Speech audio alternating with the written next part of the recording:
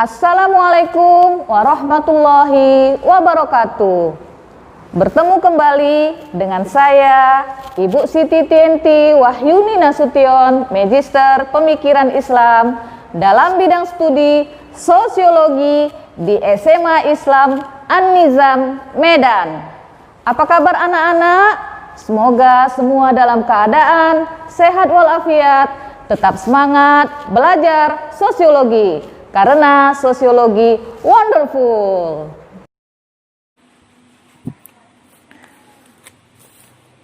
Karakteristik globalisasi. Nah, anak-anak, sekarang kita masuk bahasan tentang karakteristik globalisasi. Robin Cohen dan Paul Kennedy berpendapat bahwa globalisasi adalah seperangkat informasi yang saling memperkuat dunia. Ya, dalam tanda kutip ya, seperangkat transformasi yang saling memperkuat dunia. Seperangkat transformasi ini merupakan suatu karakteristik atau ciri khas ya, yang meliputi hal-hal sebagai berikut. Jadi karakteristik globalisasi yang pertama adalah perubahan dalam konsep ruang dan waktu. Perkembangan barang-barang seperti telepon genggam, televisi satelit, dan internet menunjukkan bahwa komunikasi global terjadi demikian cepat. Pergerakan massa seperti pariwisata memungkinkan kita merasakan banyak hal dari budaya yang berbeda. Yang kedua, pasar dan produksi ekonomi di negara-negara yang berbeda menjadi saling bergantung sebagai akibat dari pertumbuhan perdagangan, pembagian pekerjaan yang baru secara internasional, peningkatan pengaruh perubahan multinasional, dan dominasi organisasi semacam WTO atau World Trade Organization. Yang ketiga, peningkatan interaksi kultural melalui perkembangan media massa, terutama televisi, film, musik, dan transmisi berita dan olahraga internasional. Saat ini kita dapat mengonsumsi dan mengalami gagasan dan pengalaman baru mengenai hal-hal yang melintasi beraneka ragam budaya, misalnya mode, literatur, dan makanan.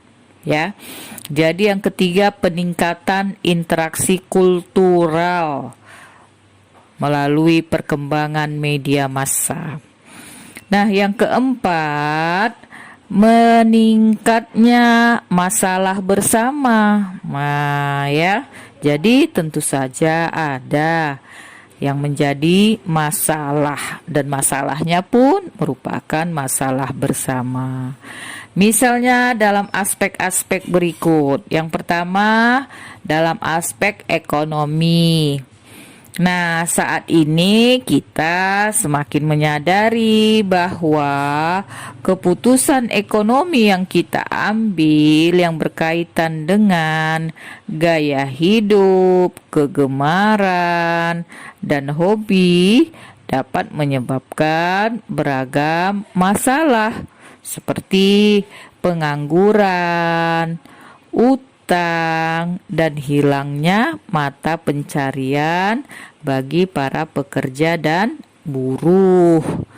Ini pula lah yang terjadi ketika negara-negara Asia mengalami masalah finansial pada tahun 1998 sampai 1999 yang menyebabkan pengangguran di negara lain seperti di Inggris. Nah, apalagi yang menjadi masalah bersama? Yang kedua, lingkungan, ya. Nah, seperti peristiwa nuklir Chernobyl pada tahun 1986 menunjukkan dengan sangat jelas bahwa kerusakan ekologi tidak mengenal batas negara. Saat ini ya, berhektar-hektar lahan di Lake District dan Walsh masih mengalami radiasi tingkat tinggi karena kecelakaan yang terjadi ribuan mil jauhnya itu. Penurunan kualitas lingkungan hidup bukan hanya disebabkan oleh penggunaan energi dan industri di negara maju.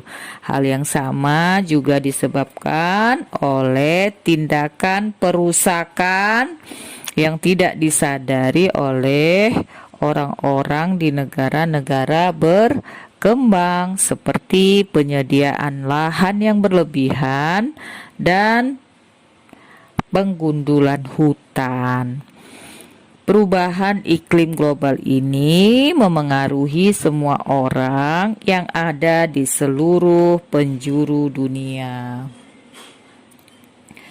Nah, yang ketiga, permasalahan lazim lainnya seperti AIDS ya, penyakit AIDS, flu babi, flu burung, perdagangan obat terlarang internasional, dan terorisme internasional seperti pada 11 September 2001. Nah, sekarang yang menjadi masalah bersama adalah COVID-19 ya. Atau penyakit corona yang saat ini kita alami ya, yang menjadi wabah penyakit yang sangat membahayakan. Nah, anak-anak semua, Cohen dan Kennedy menyimpulkan bahwa transformasi ini telah membawa kita pada globalisme, sebuah kesadaran dan pemahaman baru bahwa dunia adalah satu. Semoga bermanfaat. Demikian pembelajaran hari ini. Sampai jumpa di video pembelajaran berikutnya. Jangan lupa like, comment, and share video ini. SMA Islam An-Nizam, unggul, cerdas, Islami. Assalamualaikum warahmatullahi wabarakatuh.